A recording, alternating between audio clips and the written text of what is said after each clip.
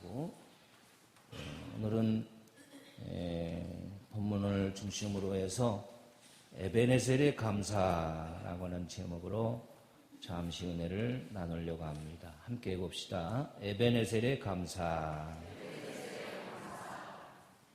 여러분, 하나님께서는 어떤 성도를 원하실까?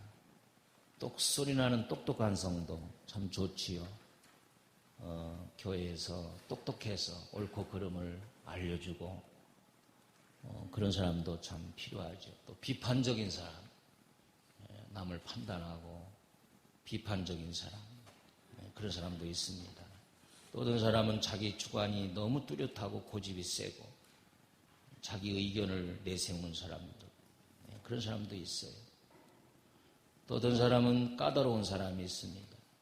따지기를 좋아하고 그런 사람들이 있어요. 그러나 하나님의 교회는 무엇보다도 하나님의 은혜를 받고 은혜를 베풀면서 사는, 은혜로 사는 사람이 필요하다는 거예요. 할렐루야. 저를 따라해 보세요. 은혜로 삽시다. 은혜를 베풀며 삽시다. 하나님께 대한 은혜라는 건 뭐냐면은 우리 죄로 말미암아 영원히 죽을 수밖에 없는 우리가 하나님의 사랑으로 예수 십자가 보혈로 구원을 해 주셨다는 거예요. 저와 여러분들을. 죽을 수밖에 없는 우리가 하나님의 바다 같은 큰 은혜를 입어가지고 용서받고 구원받아서 하나님의 자녀가 된 이런 큰 은혜를 받았어요. 그것이 은혜입니다. 그렇다면 우리는 이 받은 은혜를 또한 서로 성도끼리 또 은혜를 모르는 세상 사람들에게 은혜를 알려주고 은혜를 베풀며 사는 그런 성도가 되어지자는 거예요. 아멘. 바다 같은 엄청난 은혜를 우리가 받았으므로 조그만 졸졸 흐르는 시냇물과 같은 그런 은혜라도 나를 만나는 사람들에게 서로 베풀며 사는 성도가 하나님의 귀한 사랑받는 성도입니다.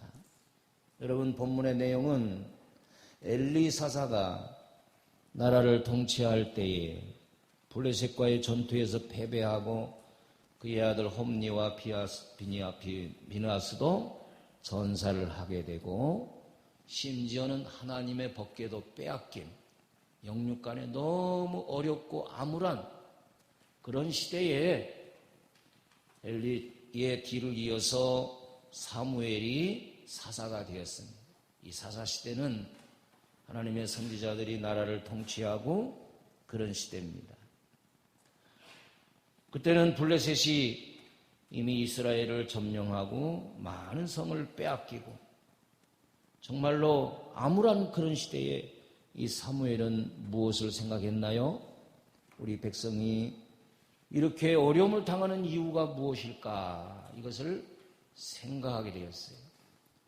이 세상은 원인 없는 결과가 없다. 사람은 심은 대로 거둔다.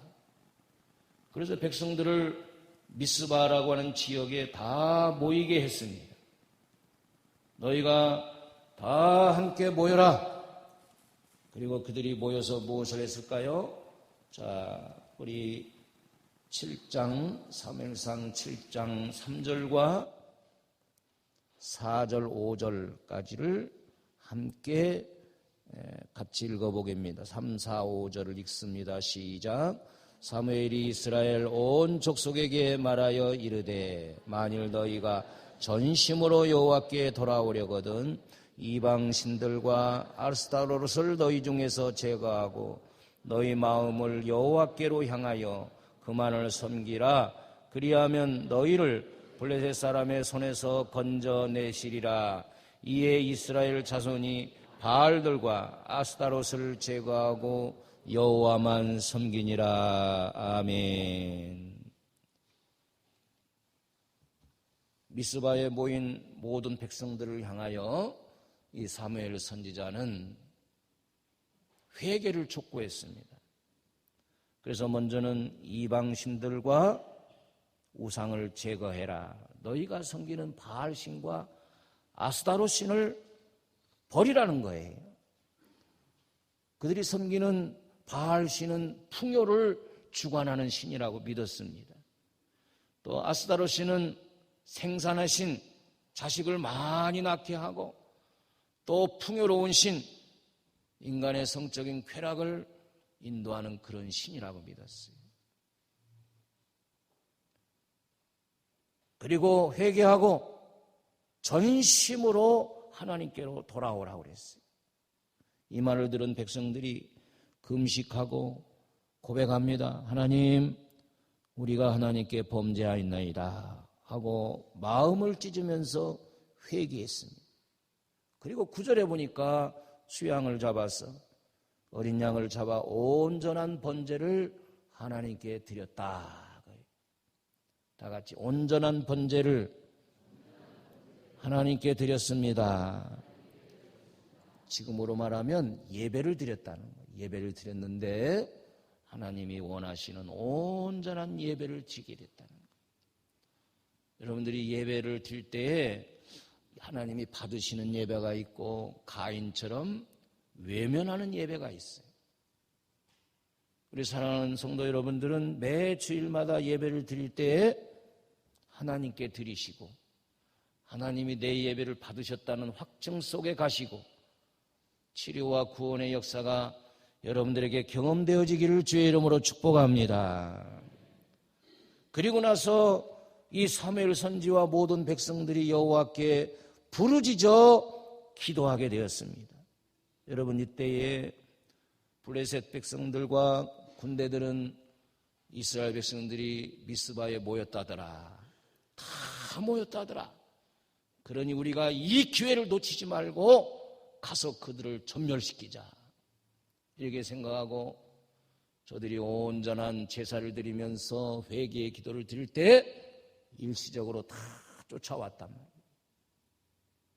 여러분, 나가서 싸워야 할 그런 상황에서 하나님께 제사하고 회개하고 그리고 하나님께 돌아오도록 금식하는 그런 백성들이 있었는데 어떻게 승리할 수가 있겠습니까? 우리가 육신적으로 생각하면 도저히 멸망할 수밖에 없어요. 그때 하나님께서는 역사하시는 겁니다. 하나님이 갑자기 우레를 천둥 번개를 치면서 그 군대들은 혼비백산하고 기절초풍하고 넘어지고, 그래서 이스라엘 백성들이 큰 승리로 이끌게 되었다는 거예요. 할렐루야. 이런 사건 이후에 사무엘은 기념비를 세워서 에베네셀이라고 하는 돌 비석을 세워서 하나님께 영광을 돌렸습니다. 얼마든지 지도자인 사무엘이 내가 했습니다. 내가 여러분들을 미스바에 모이게 하고 내가 여러분들에게 회개를 촉구해서 내가 기도했더니 하나님이 들어주셨습니다 하고 아마 자기의 이름을 내걸고 자기 동상도 세우고 그랬을지도 몰라요.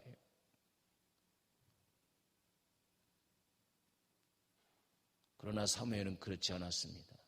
하나님이 도우셨습니다. 하나님이 우리 백성을 여기까지 인도하시고 하나님이 이번에 큰 승리를 주셨습니다. 그리고 여호와의 이름을 높여드리고 기념비를 세운 줄로 믿으시길 바랍니다. 에베넷이라는 것은 바로 그겁니다. 하나님이 여기까지 도와주셨습니다. 같이 해볼까요? 하나님께서 나를 여기까지 도와주셨습니다. 그렇게 기념비를 세운 이후에 놀라운 역사가 일어나게 되는데 14절을 한번 같이 읽어봅니다. 7장 14절 13, 14절 함께 읽겠습니다. 시작.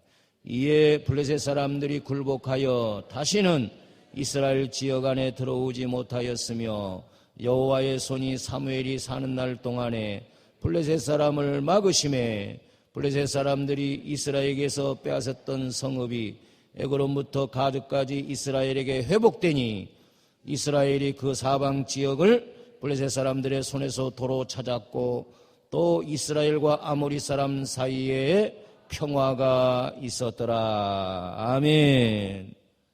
잃었던 성과 땅을 찾게 되었다는 거예요. 하나님이 나를 여기까지 도우셨습니다 하고 기념비를 세우고 감사했을 때 잃어버린 것들을 다 찾게 되었어요. 여러분, 건강을 찾게 되고 내 사업의 번영을 찾게 되고 내 가정의 안정과 번영을 찾게 되고 잃었던 것을 찾는 역사가 일어납니다. 그리고 그 땅에 오랫동안 사무엘이 통치하는 동안 다시는 전쟁이 사라지고 평안을 하나님이 주신 줄로 믿으시길 바랍니다. 여러분, 나라의 평안과 개인의 평안, 가정의 평안 다 하나님이 보장시켜 주셔야 되는 거예요. 할렐루야. 또 하나님께서 사무엘에게 영권을 주셔가지고 백성을 잘 다스리게끔 사무엘이 통치하는 동안 하나님이 백성들에게로부터 침략해오는 모든 적의 세력을 차단시켜 주시고 하나님이 막아주셨다고 성경은 기록하고 있습니다. 우리가 신앙생활하면서도 영적인 육적인 물질의 블레셋들이 나를 공격해오고 그래서 빼앗기고 넘어지고 병들고 죽고 그런 일들이 일어납니다. 오늘 이 시간 우리는 11월 감사의 달을 맞이해서 여러분들의 지나온 인생을 다시 한번 쭉 돌이켜보면 나를 이 땅에 나게 하신 하나님, 어려운 가운데서 나를 오늘날까지 지켜주시고 건강도 주시고 물질도 주시고 가정도 주시고 이런 모든 것이 내가 잘나서 한 게 아니라 에베네셀의 하나님이신 하나님이 여기까지 나를 도우셨습니다라고 여러분들이 기념비적으로 하나님께 감사하면은 우리 하나님은 여러분들 사는 동안 하나님이 보장해 주시고 영육간의 블레셋들을 막아주시고 잃었던 것을 회복하게 하시고 여러분들이 하나님 앞에 서는 날 동안 영권을 주셔서 다스리고 번영하고 축복받는 역사가 일어날 줄로 믿으시기를 바랍니다. 여기까지 나를 도우셨다. 한번 같이 해봅시다. 하나님은 우리를 도와주시는 분이십니다. 아멘. 나를 돕는 분이 사람도 있지만은 그보다도 사람을 통해서 하나님은 직접적으로 때를 따라서 이른 비와 늦은 비를 주시면서 도와주시기를 원하나요? 우리가 어떻게 도움을 받을 수 있는가? 하나님께 도움을 달라고 구하면 되는 거예요. 아멘. 하나님 나를 도와주세요. 예레미야 선지자도 33장 3절에 환난 날에 나를 부르라. 내가 너를 영화롭게 하리라 그랬어요.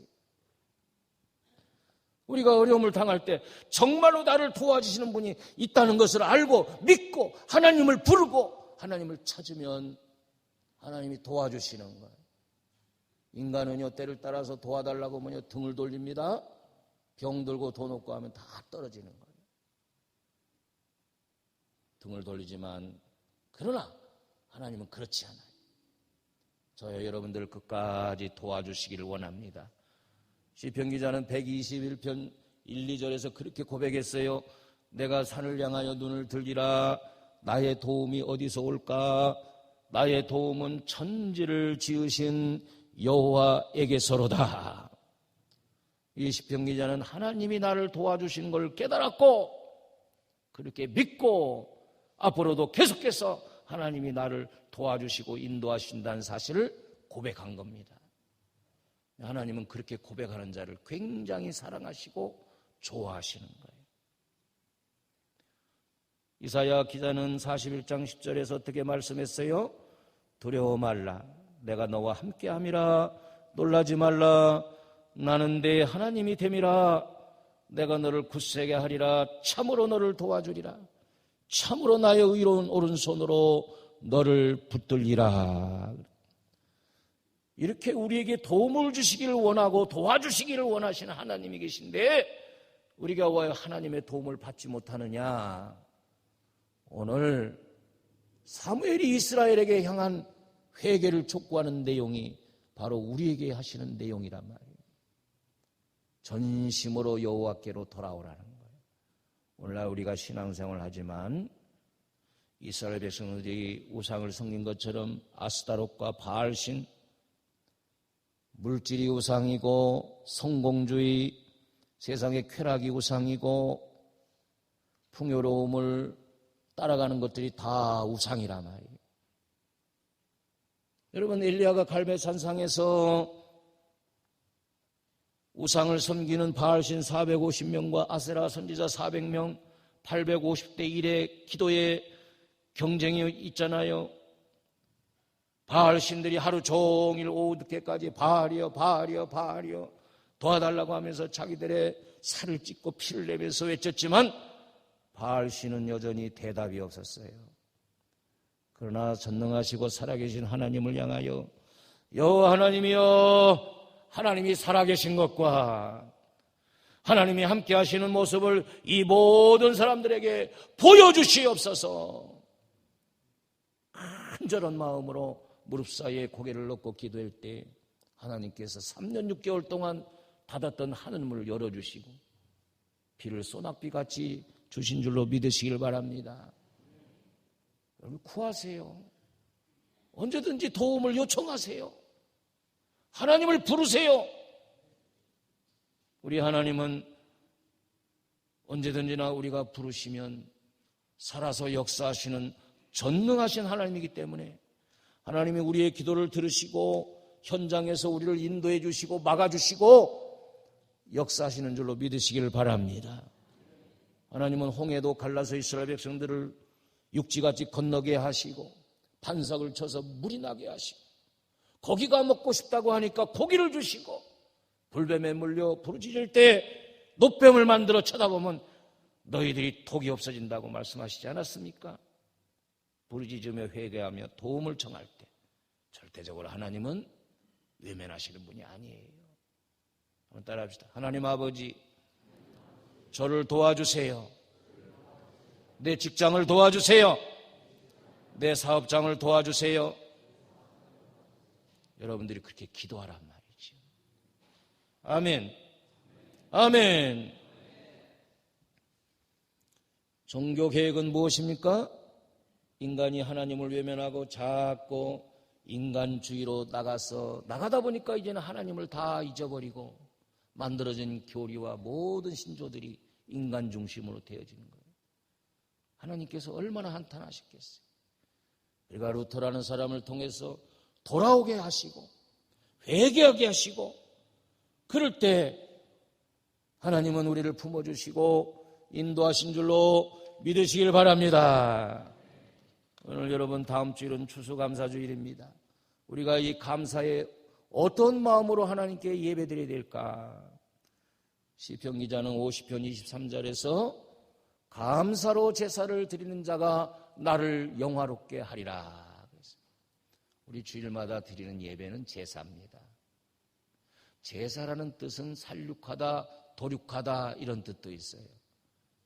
제사를 드리는 그 주인이 짐승을 가지고 와서 제사장에게 보이고 흠이 없구나.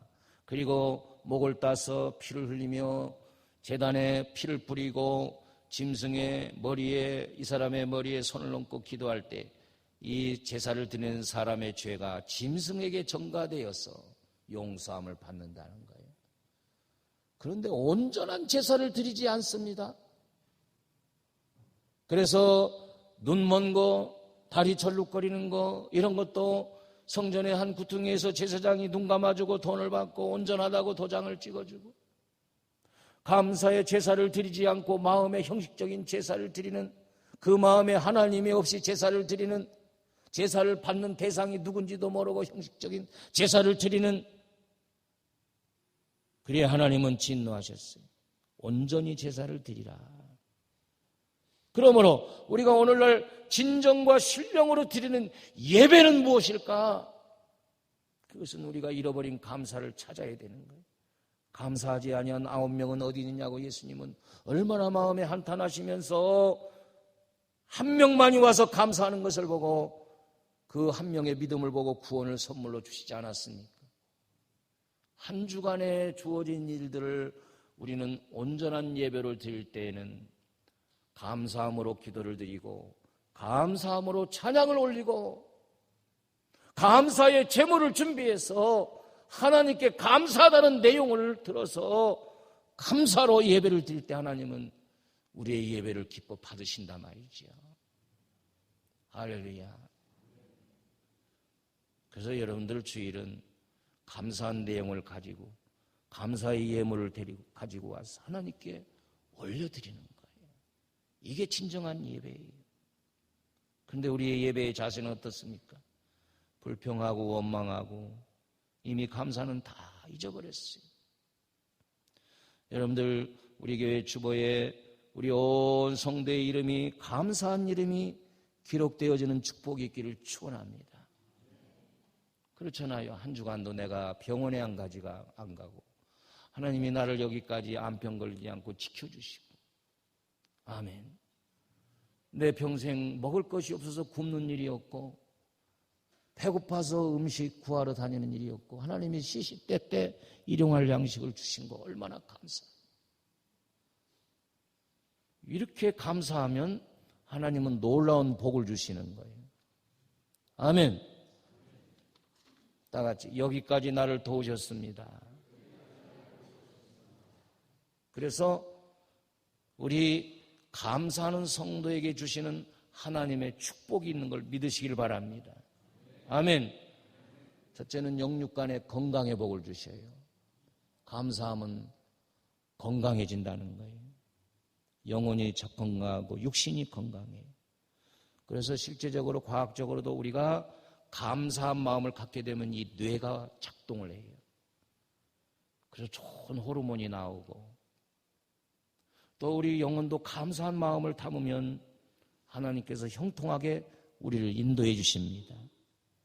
자, 실제적으로 심리학자들이 조사를 했는데 학생들을 두 그룹으로 나누어서 1년 동안 이 한 그룹에는 주일마다 감사한 조건을 5가지씩 적어내라고 그랬어요.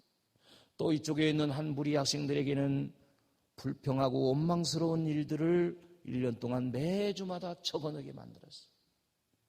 근데 1년 후에 두 집단을 비교해 보니까 감사를 적어낸 이 학생들은 얼굴이 밝아지고 감기나 몸살이나 우울증에 걸리지 않고 학생들이 더 운동도 열심히 하고 학업의 성적도 향상되었다는 결과를 얻게 됐어요. 그러나 불평거리를 자꾸 적어낸 이 학생들은 얼굴이 어두워지고 우울증에 걸리고 몸살, 감기에 또 의욕이 떨어지고 그들의 학업 성적이 점점점 하향길에 오르는 것을 발견했다는 거예요.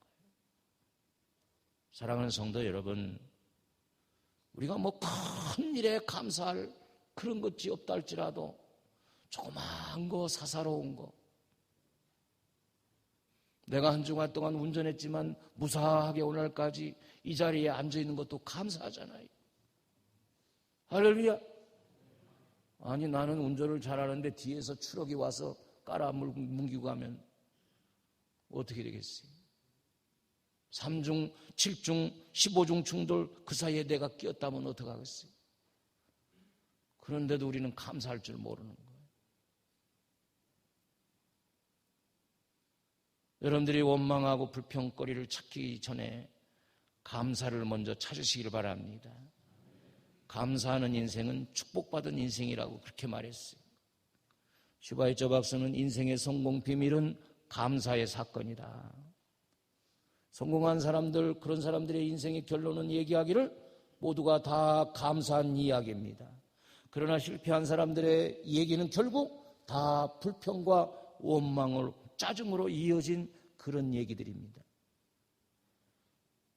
우리 사랑하는 옥동중앙교회 성도들은 매주 5가지 이상씩 주일마다 이래서 하나님 감사합니다. 이것도 감사하고 저것도 감사합니다라고 하나님께 보고하세요. 매주 보고하세요. 그러면 영육간의 건강을 주시고 감사하는 사람들은 행복도가 높아진다는 사실을 깨닫게 되었어요. 다 같이 감사하는 것이 행복의 비결입니다. 아멘. 감사는 내가 있어야 할 것을 추구하며 따라가는 것이 아닙니다. 행복이라는 그런 게 아니에요. 내게 하나님이 주신 것, 그것을 가지고 누리면서 베풀면서 감사하는 것이, 그것이 행복한 사람이라는 거예요, 여러분. 믿으시기를 축복합니다. 그래서 감사한 사람은 하나님께서 그에게 축복을 주시는데 영육간에 행복을 주시고, 또한 감사한 사람들에게는 하나님이 그에게 행복을 주시고 선한 사람이 되게 하신단 말이에요. 따라합시다. 감사하면 선한 사람이 됩니다. 여러분들 부모가 잘 못 나고 그래도 낳아주신 것만 해도 감사하다고 자꾸 그러면 효자가 되는 거예요. 여러 가지 크고 큰 여러 가지를 선물해도 자식들이 감사할 줄을 모르고 불평불만, 시벌렁 디벌렁. 왜 그럴까요? 우리가 감사를 안 가르쳐줘서 그렇단 말이에요. 여러분 자녀에게 감사를 가르쳐 주시기 바랍니다. 아멘. 감사를 가르쳐야 돼요. 하나님께 감사하고 사람들에게 감사할 줄 알아야 돼요. 나라에 감사하는 사람은 충신이 되는 거예요. 하나님께 감사하는 사람은 좋은 성도가 되는 거예요. 남편에게 감사하면서 사는 사람은 현모양처입니다. 사랑하는 아내에게 감사하는 사람은 좋은 남편이 되는 거예요. 감사의 특색은 뭐냐? 감사는 표현할 때 효과가 있는 거예요. 다 같이 표현하는 감사. 감사를 많이 표현하시기 바랍니다. 그런 의미에서 옆에 성도에게 한번 서로 감사하다고 얘기합니다. 내 옆에 앉아주시니 얼마나 감사합니다. 늘 기도해 주셔서 감사합니다.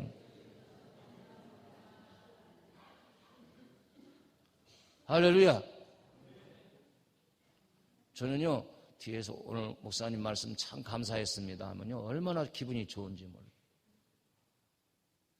근데 얼굴도 안 쳐다보고 이러고 가면 일주일 동안 제가 시험에 들어가지고 그래요. 여러분 사람들끼리도 감사하다고 자꾸 하면 막 더 주고 싶고 그렇잖아요. 뭐 부족한 거 없어? 식사 대접을 받았으면 감사하다고 그러고, 또 헤어진 다음에도 문자로 오늘 식사 대접 잘 받았습니다, 감사하다고 그러고, 그러면요 다음에 또 불러가지고 또 사주는 거예요. 우리 교회에서도 어렵지만 교회들에게 선교를 하는데 1년 내내 해줘도 감사 편지 한번 안 내는 그런 사람들이 많아요.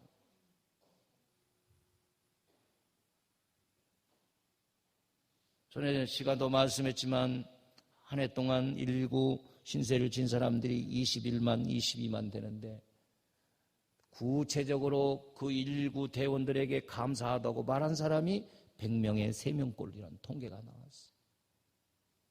아니 죽을 고비에서 살려주는데도 감사할 줄 몰라. 우리를 하나님의 은혜로 구속해 주셨는데 우리는 얼마나 감사한지 몰라요. 그래서 우리 혀 속에는 감사를 달고 살아야 돼요. 감사 예수, 감사 예수. 하나님 길 가면서도 감사합니다. 아멘. 모든 영광을 내가 잘라서 내게 돌리는 것이 아니라 에베네셀의 기념비를 세운 그 사무엘의 감사는 하나님이 기뻐 받으시고, 사무엘이 통치하는 동안 평안을 주실 뿐만 아니라 어떠한 세력도 침범하지 아니하도록 블레셋도 막아주시고 원수도 딱 막아주신 거예요. 하나님 또 잃었던 땅을 다 찾게 만들어 주셨어요. 이게 감사의 놀라운 역사예요. 그럼에도 불구하고 이 좋은 감사를 여러분들이 주머니에 넣고 잃어버리고 굳어져서 불평원망하고 그러면 불뱀에 물릴 것밖에 없어요. 이번 주일의 감사는 여러분들의 에베네셀의 기념비가 세워지는 하나님이 받으시는 감사가 되고, 할렐루야. 여러분들 이제 앞으로 매주 하나님 앞에 5가지 이상 감사하다고 감사의 예물과 감사의 제사를 드리는 자가 나를 영화롭게 한다고 말씀하셨습니다. 그럴 때마다 하나님이 또 한 주간을 지켜주시고 또 한 주간을 또 지켜주시고 막아주시고 인도해 주시는 그런 경험을 체험하는 저와 여러분이 되기를 주 예수의 이름으로 축원합니다. 우리 한번 다 같이 기도합니다.